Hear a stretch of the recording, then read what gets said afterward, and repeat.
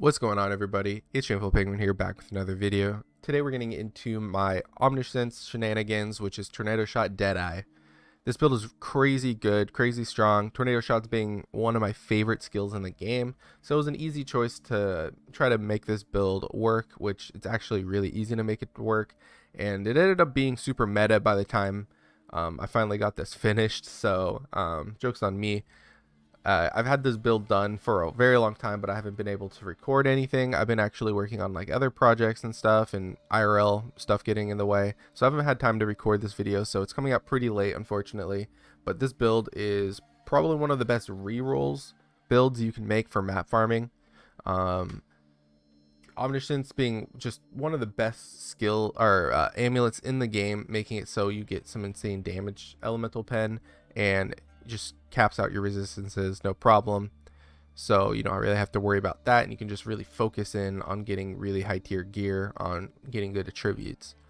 So this build is very strong. I highly recommend it to anyone with a like 6 exalt budget. On if for your reroll, you should wait around there, maybe buy a couple pieces to make sure. Definitely say that the bow, having flat damage on the bow is the most important part about rerolling, because if you don't have a decent flat damage bow, you're really not going to feel it. This is because Omniscience only gives us elemental damage pen, but if you don't have any flat damage to support that, you're really going to feel bad. It's really going to feel like you're not doing much damage. Of course, you're going to be able to do low tier and mid tier, like yellows and stuff, maps. But when you get into red tier maps, you're really going to need a decent flat damage bow just to make sure that clears decent. There's a lot of little techs you can do and a lot of little different things you can do that I'll go over at the end of the build. Something like Deadeye versus Raider, or Tornado Shot or Lightning Arrow. All that stuff I'm going to go at the end of the video, just so you guys know what to look forward to, because there's a lot of different flavor picks you can have in this build. That makes it even more enjoyable of a build to play, because you can swap things up once things get a little boring, or if you didn't necessarily like everything that I did, there's a few things you can switch and see if you like it better. Now let's get into our gear. So the gear is going to start off with a bow. Of course, we're a arrow bow character, and you're going to want to have flat damage. You're going to want to have some good crit chance, attack speed. And those are the main things you're going to want. If you have a little bit of currency, you're going to want to put in +2 fires +2 arrows, additional arrows. I forgot the exact wording, but that mod is going to be very expensive to get with a good bow, because that's just like kind of your end game thing. It's hard to roll. Also to keep in mind for you guys, that if you so you don't have to pause on all my videos to see what mods you need, I have a forum down below, and I listed for each piece of gear what mods you should look for in order of importance. So keep that in mind if you guys need to like figure out what you need in each gear slot. For rare gear, I listed each piece, so make sure you go to my forum down below in the description, and go into the gear section, and what did I name it, and then you go into the explanation. The explanation part of the build will show you everything you need to know, so you don't have to pause at each part. Also, you can go into my PoB and just see what I got and kind of copy that. Next to quiver, you're going to want fires an additional arrow, which is like something more manageable to get than your bow, because on your bow you need flat damage, but on the quiver you don't really need to get flat damage, so you're focusing on life, additional arrow, attack speed, and flat damage basically, and dexterity of course, because more flat attributes the better for this build. So of course our amulet is the Omniscience. Just no questions about that really. It's just such a good amulet. If you don't understand how it works, you guys can send me a comment down below and I'll try to answer it, but it's pretty self-explanatory. You just get a ton of LE pen and LE resistance for all your attributes, and you just take advantage of that because you just have like as much pen as possible. And of course I annoy utmost might. You can annoy utmost intellect. It's basically the same. But yeah, I did might because that was what I did. We'll go over the rings. So the rings I self-crafted.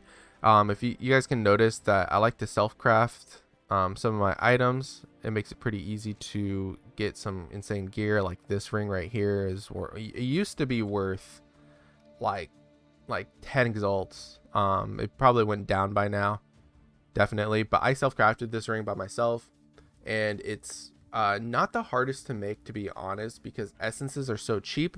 So what you do is you buy a fractured mod that you're going to want, so you can get fractured strength, dex, intelligence, or life on your ring, and then you can start essence spamming. So I spams dexterity essence, and then just I probably did like 30 or 40 of them, and then I hit this, and then you just craft non-channeling skills have minus 7 mana cost. This is important. You're gonna want this on both rings, and that's basically all you want. You want life, flat attributes like dex, int, and then the craft. You don't really care for too much of anything else. You can get attack speed on here, but it's really low. But yeah, you don't really need too much other on your ring other than just as much attributes as you can. Your helmet, I highly recommend buying a tornado shot fires an additional projectile, just base helmet, rare helmet, and then craft on it. That's the best recommendation I can make to you guys, to buy one on a budget, because it's actually not too bad to craft. You just can kind of spam the essence, the life essence on it, and then that's where it goes. You can also use a, where is it? A Black Sun Crest, this helmet. You can definitely use this. You see where it says increase strength, dex, and intelligence. It's very strong, because each time it says strength, dex, and intelligence, you can basically add it together, and this would make and then that total percent would multiply by your omniscience, so you can make your omniscience go really high with this helmet. And then you can roll, each one can roll to 15. So this helmet's probably best in slot, but getting a helmet enchant that has tornado shot fires an additional projectile is very expensive. Plus I have a little tech that I'm doing on my own. If you get 19% mana cost, reduced mana cost of attacks, this can be even higher. I'm using a lesser. You can do greater or whatever the other grand. You can do the other tiers to make it even higher. But my tornado shot costs 5 mana. I can make it cost even less if I do that, because we have inspiration. We have -7 on both rings, and we have this helmet with 19% reduced mana cost. So I have I have 32 mana, but I have no problem sustaining my mana, and it's very awesome, very smooth for this build. So if you're having mana issues, those are how you fix it. So you get a helmet with that roll on it, and then mana reservation efficiency of skills. That's another roll to prioritize a little bit so you can fit it. Basically, if you don't have that roll on the what is it, the Eater of Worlds, if you don't have that Eater of Worlds roll, just take off vitality and you'll have more than enough mana without the helmet. That I can't show you with it because all my things are on the helmet, but you get the idea that you just take off vitality. Vitality, I just have it squeaked in because it perfectly fits the amount of mana I can reserve, and it makes regen is really helpful for when you get hit with like chaos damage and degens and stuff, and you're not immediately hitting anything. It makes me die a lot less thanks to that, but I would rather switch it out for something like a better aura, and that'll require more reservation efficiency on this build, so I've got to figure that out later on. Now for the body armor, we're going with a highest ire. This is because it gives us suppression, flat dex, and an insane amount of cold damage. It's basically like having T3 or T4, I forgot which one, cold damage from your bow. So this really adds a ton of damage. This can be beaten by a rare body armor, but the body armor has to be very good. It has to have flat crit to attacks. Additional curse is something really good to look for. Even though curses aren't that great for us, you would add like enfeeble or temp change to make yourself more defensive. Spell suppression is definitely required because we want to make sure your spell suppress capped. And adding flat life, of course, would be really good. And then like you could tech in something like power charge on crit. Very strong, because power charges. So there's ways to make it really good. Again, check the form in the description down below if you're interested in making a rare body armor that's better. I have some recommendations on what you should look for in the rolls. And then for the gloves, you're going to want to have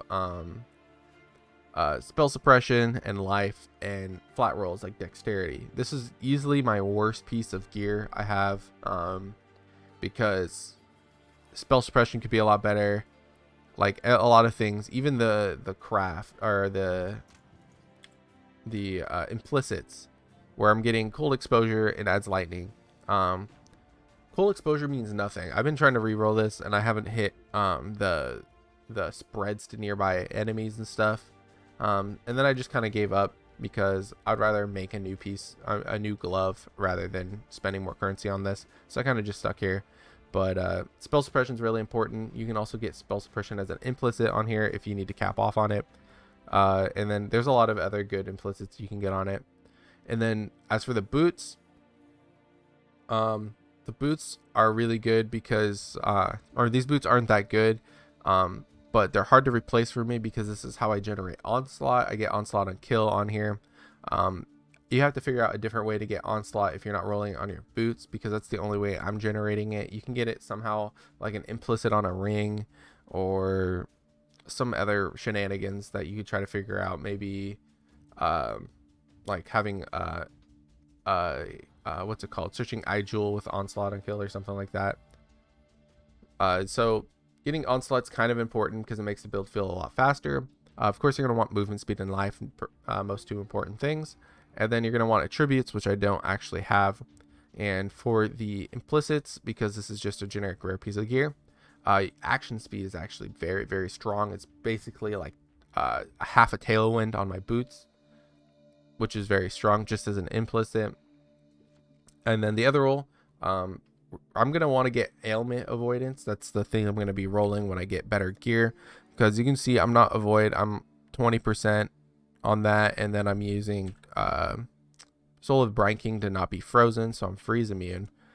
But you're gonna want to be elemental ailment avoidance on this build just to be really strong. As for the belt, you're just gonna want to get some good flat attributes and some good life. Basically, is all you want. Headhunter, of course, and Mage Blood are like two best in slot items, but that goes without saying. And I went. You could opt for a heavy belt to get flat strength on this, which is really good. I went for searching eye jewel because I just had some jewels laying around, and so Stygian Vise was pretty good.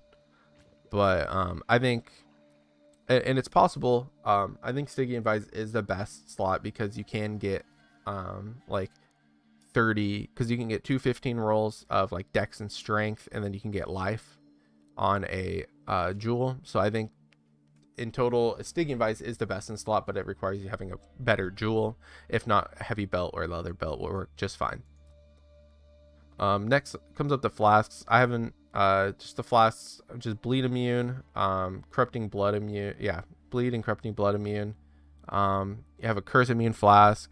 The ones I'm using are diamond, granite, and jade are my three favorites. Granite and jade because we are stacking some armor. We have a okay amount of armor, okay amount of evasion, so when I pop those two, it looks even better. I don't know why the granite's not popping right now. Oh, there we go.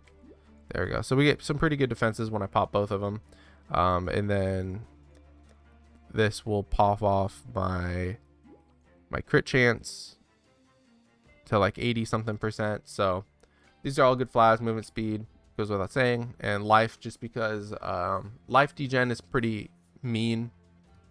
So I've been liking having a life flask still. Another flask you can go with is Dying Sun and Aziri's Promise. Those are really two good offensive flasks, because 2 additional arrows is really strong for your build, so you're doing more DPS. And Aziri's Promise is converting, and it actually gives you a little bit of leech, so that's also a little bit of defense. That's really good. Bottled Faith, I don't really think is necessary. I think a Diamond Flask is good enough for this build. I think Bottled Faith isn't as good because of how it sustains charges nowadays. But that's just my opinion. I'd rather go for Diamond Flask nowadays. So those are my choices on the gear. Now we're going to be talking about a little bit about the passive tree and the jewels. So passive tree can be explained through just PoB. You guys looking at PoB. And it's pretty self-explanatory through that. But I'm going to be talking about the key points just so you guys have a little bit better of an understanding. We have a Lionized Fall up here. That allows us to grab the crit damage and the leech that we get from these two, and chances to steal, power, frenzy, whatever. Doesn't actually happen too often. And then we can get our life gain for hits. So I've been toggling back and forth between the percent attack damage leech and then the +10 and +5 attack damage leech. Both of them feel very good. I don't know which one I like better as of right now. I've been switching back and forth for testing, and they both feel about the same. I think I like the percent leech better a tiny bit. It's kind of copium. I've been wasting a lot of regrets just swapping back and forth, so whatever. I would like to spec Coaling. Critical strikes have Coaling Strike, and then you get free Coaling Strike on your build, but that's my next point. We got some Cluster Jewel stuff going on. I don't have a great one. You're going to want like Martial Prowess, Feel the Fight, and something else, because Martial Prowess can end up on the top part right here. So I don't have a great large jewel yet. If you want to see a good one, go into the form. You're going to want Repeater and Streamline for both of these. Repeater, Streamline. And then you can put something like Watcher's Eye, whatever. I've been using Searching Eye Jewels to add flat damage to this build. Flat damage and life. And then flat damage and life are pretty much all my jewels all the time, because it makes it a lot easier to use. Then a Brutal Restraint going right here because it adds dex to every single node, and then it has some good stuff like increased percent dexterity, crit chance, percent damage, all that kind of stuff. It adds some pretty good nodes. And if you don't get good nodes on the one you buy, what you can do is you can actually go and you can divine. If you use a divine, it changes the number. Where mine says 5030, it'll pick a random number, and then all these nodes will be different. So that's how you re-roll it.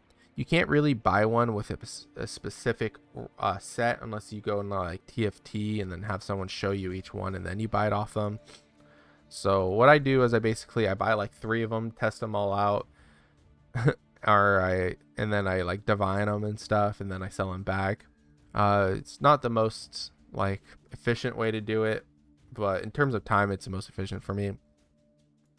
Yeah, so we're also making yourself suppress immune. So this one is the first wheel you grab, and if you're not suppress immune, you can grab this node to finish it off. But if you have some really good gloves and a really good body armor and even helmet to have some stuff, you can be suppress immune without this node, and that'll save you 3 points. This node is actually really strong. Oh no, this node, the bow node, increases and reductions to projectile speed applied to damage with bows, and we get a lot of projectile speed just from our cluster jewel, these nodes over here, and like you can get some on your quiver and other places. So that node's actually really good to take. I didn't take it until late, and I was kind of regretting it. One thing to take note is that since we don't have any dexterity, since it's all converted to Omniscience, and this is the base for a ranger, this is how much you get, and that's not converted. You're gonna need to spec in precision to make sure you have enough accuracy, because without precision, you're gonna have like your chance to hit's gonna be very, very low. So you're gonna spec in acuity, and precision has less mana reservation. And then you're going to have a level 20 precision going. I would like a level 21. If I get a level 21, I'm going to be 100%. So that's what I'm waiting on. And then I grab depth perception just to top myself off. But there is a way, if you don't want to take these 3 nodes, you can take aspect of the eagle and then have some global accuracy on your cluster jewel. And that'll actually top you off. And that's the more efficient way, but you're going to have a good cluster jewel to make sure that works. So when I buy a new cluster jewel, I'm probably removing these 3 points, and that's just how it's going to work. Have if you're gonna so I got increased evasion from your body armor because evasion is insane on here. But you can actually do Grace has reduced mana reservation efficiency and spec in Grace, and that's actually a really good option that I want to do later on. But as for now, that's how you tech in Grace. And then you can have I took an extra node right here. Vitality has reduced mana reservation, because without that I wouldn't be able to have Vitality as well. So that's how I'm specing in Vitality. I have the mana reservation from my helmet over here, and then I have Vitality in Precision mana reservation efficiency going on, and that's how I spec it all in. And yeah, and then I'm taking some mana nodes just to make it feel a little bit better. Without these mana nodes, you can see that I can't sustain my all my auras anymore. So these two nodes are mandatory for me to spec it in. Might not be mandatory for you, because you might have flat life or increased life on some of your piece of gear, so it might not be necessary. So yeah, that's pretty much it for the tree.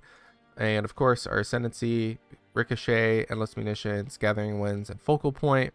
The first two you would take are like ricochet and gathering winds, in my opinion. Then endless munitions, and then fourth, focal point. Focal point's really strong, actually.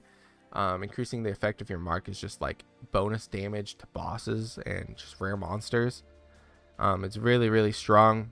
If you have this 75%, you can actually combo this with this node right here to get more increased effect of your mark, and then anoint 25%, and you'll get over 100% increased effect of your mark. And on Sniper's Mark, it will shoot an additional projectile out, which can be really strong for your build, potentially, depending on what you're using.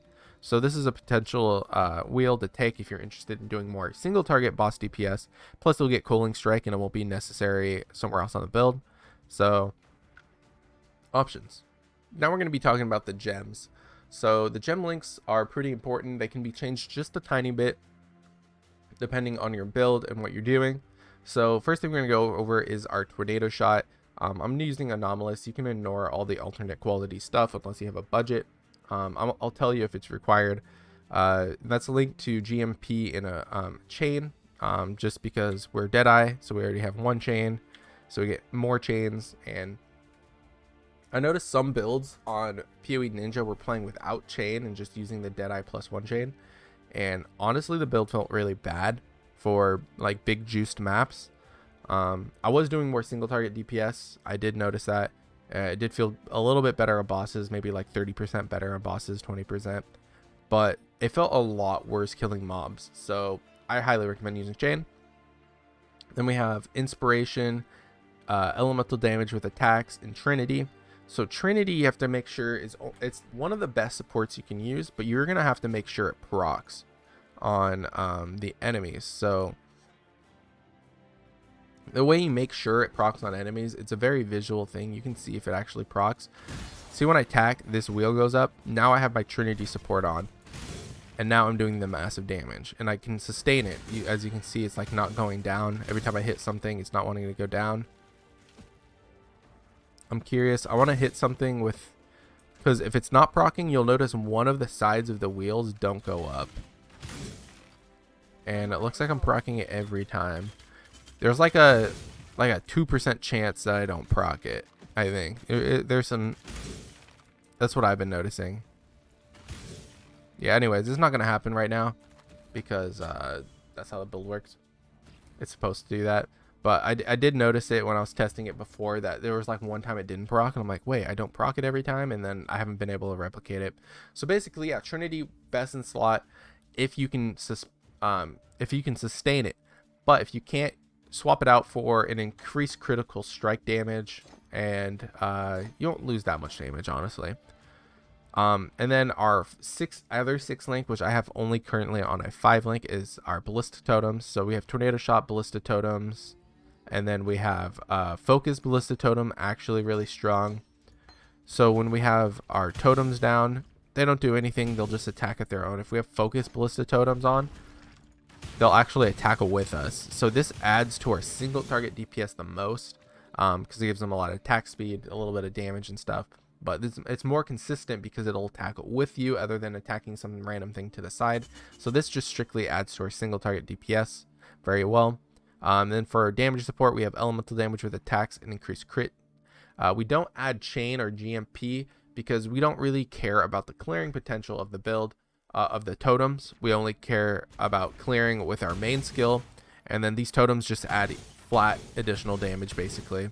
So as you can see, they only shoot like 4 projectiles because they don't have a GMP or anything on. What should we talk about next? Now I have our defensive auras. So I have Determination, Flesh and Stone, Vitality, and Defiance Banner. Those are my defensive auras, and they do a lot of defenses for me. They give me a lot of armor, okay amount of evasion. They make it so I take less damage from far away enemies and I blind enemies nearby. And then I have Vitality just for life regen. Pretty nice. And then lastly, I have some damaging ones, which are Herald of Ice and Precision. Precision is definitely mandatory. Herald of Ice is okay. It makes the build look cooler because of all the explosions that you guys were seeing, like the little pockets of explosion. But honestly, having Anger or Wrath or even Hatred would probably be a lot better DPS if you can fit it. You can probably fit it. I have, as you can see, I have an extra spot that I've been I used to have a steel skin in here, but I just fully are a molten shell boy now. So I can probably add in an enlighten level 4 with a little more mana reservation on my helmet. I'll probably be able to add some anger or grace or something like that. You can see on the high end gear that I chose one of the paths right there, but there's a lot of options you can choose with this build. But yeah, if you're interested in seeing what's possible, you can go to the high end part of the gear, the high end PoB, and see what I did there. And then lastly, you got Sniper's Mark, Curse on Hit, very, very strong, of course. That's how we're proccing our Sniper's Mark. And then we got our Dash and Second Wind just for our movement. I know some people are going like Flame Dash or whatever, but I really still enjoy Dash with Second Wind when you have it maxed out. It feels really smooth. And that's it for the gems, the gems and the support gems for the build. If you are confused about any of them, or other than pausing the screen at any point, make sure you go down to my forum down below. My forum guide shows out every single one you should choose, and plus the PoB shows it. So there you go. That's it for the build. Now we're just going to get into some talking points on some of the choices I made on the build and some choices you can make on the build too if you feel like it. So barrage versus single target, barrage for single target or tornado shot totems for single target. So as you see, we have 2 6-link options. So we have our main skill, or tornado shot or lightning arrow or ice shot or whatever it is, and then you have a second 6-link options, and you can either put barrage or the totem support that I was using. So barrage I think is better in terms of just raw DPS. It does the most, but when you have tornado shot, if you're using tornado shot and you have a decent build going on, I think just adding focus ballista totems to your single target, it does more damage than barrage does by itself. But if you're using lightning arrow or ice shot, it does not. It's not even a question. Barrage will be a lot better because the lightning arrow and ice shot have very, very bad single target DPS. So barrage is where it's at for those two, and tornado shot, I think totems are just the better option strictly.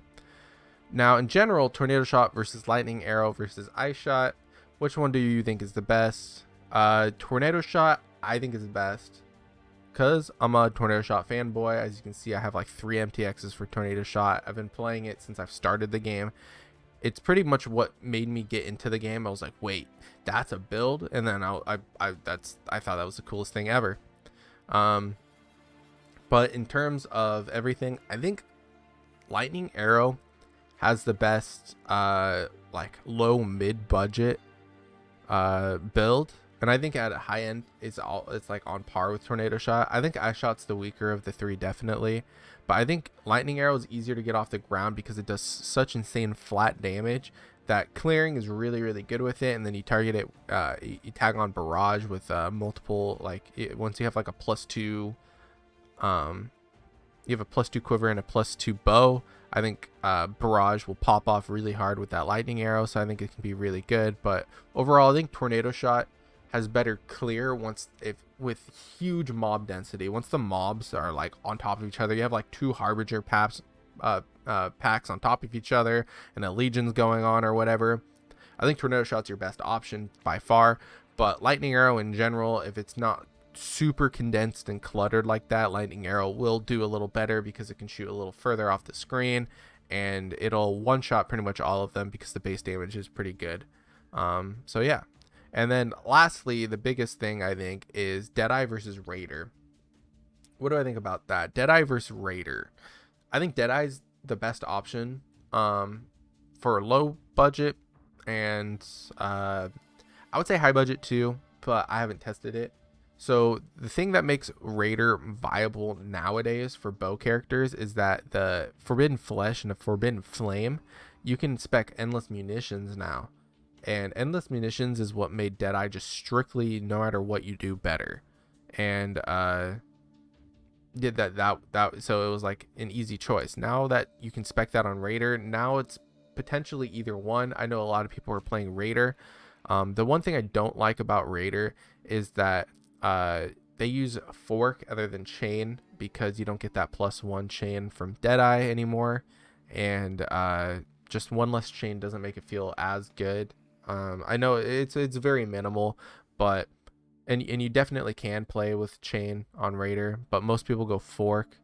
And I like the playstyle of chain way better. So Deadeye is personally always going to be my choice.